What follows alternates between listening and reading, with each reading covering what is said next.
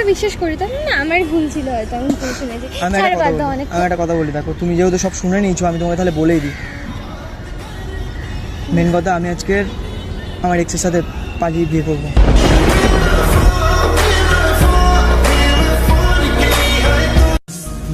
তোমার মতো মেয়েকে আমি ভালোবাসবো, তোমার মনে হয়? আমার মধ্যে কি কম আছে বলো? ওর মধ্যে কি কম আছে যে আমি তোমাকে ভালোবাসতে যাবো? তাহলে এতদিন কি ছিল? সব নাটক ছিল, ফেক লাভ ছিল এটা। আরে এক্সের জন্য ভালো থাকার জন্য, দেখো আমি নিজের থেকে চাইলাম যে এই জিনিসটা আমার করে আমার হচ্ছে না।